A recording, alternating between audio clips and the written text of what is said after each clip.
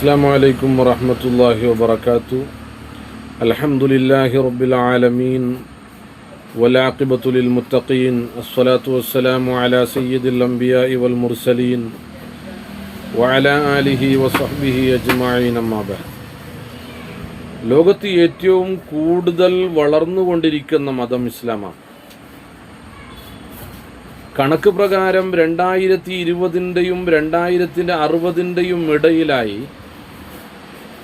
27% മാത്രമുള്ള മുസ്ലിമീങ്ങൾ 2060 കാലമാകുമ്പോൾ 70%-ലേക്ക് ഉയർന്നേക്കാം എന്നതാണ് കണക്ക്.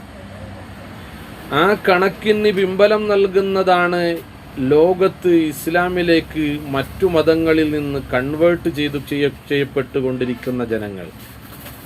അതിലും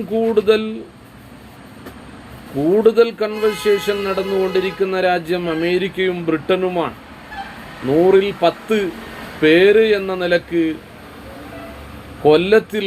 വർഷത്തിൽ അവിടെ കൺവേർട്ട് നടന്നുകൊണ്ടിരിക്കുകയാണ്. എന്നാൽ ലോകത്തിൽ ഏറ്റവും കൂടുതൽ എതിർക്കപ്പെടുന്ന മതം ഏതാണ്? അത് ഇസ്ലാമാണ്.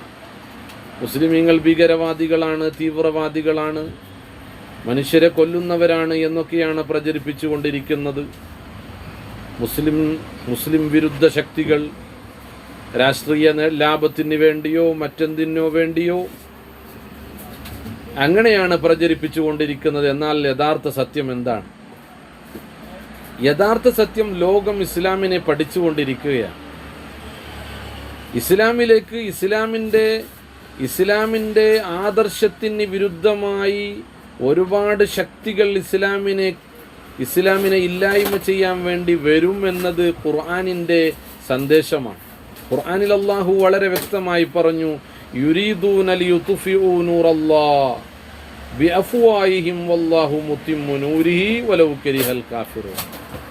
സത്യനിഷേധികൾ ഫാബ്രിക്കേറ്റഡ് ന്യൂസുമായി അതുപോലെ തന്നെ കള്ളങ്ങൾ പ്രചരിപ്പിക്കുന്നതുമായി അതുപോലെ തന്നെ ഇസ്ലാമിനെതിരെ ഭീകരവാദവും തീവ്രവാദവും ആരോപണം ഉന്നയിച്ചുകൊണ്ട് ലോകത്തിൽ ഇസ്ലാമിൻ്റെ ആ ഒരു വെളിച്ചത്തെ കെടുത്തിക്കളയാമെന്ന് വ്യാമോഹിച്ചുകൊണ്ട് പ്രചരിപ്പിക്കുകയാണ്.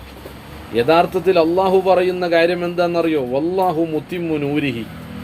അള്ളാഹുവിൻ്റെ പ്രകാശത്തെ അള്ളാഹു പൂർത്തിയാക്കുക തന്നെ ചെയ്യും. അള്ളാഹുവിൻ്റെ പ്രകാശത്തെ കെടുത്തുന്നവൻ സൂര്യപ്രകാശത്തിനെ ഊതിക്കെടുത്തുന്നവനെ പോലെയാണ് എന്നാണ് രേഖകളിൽ കാണുന്നത്.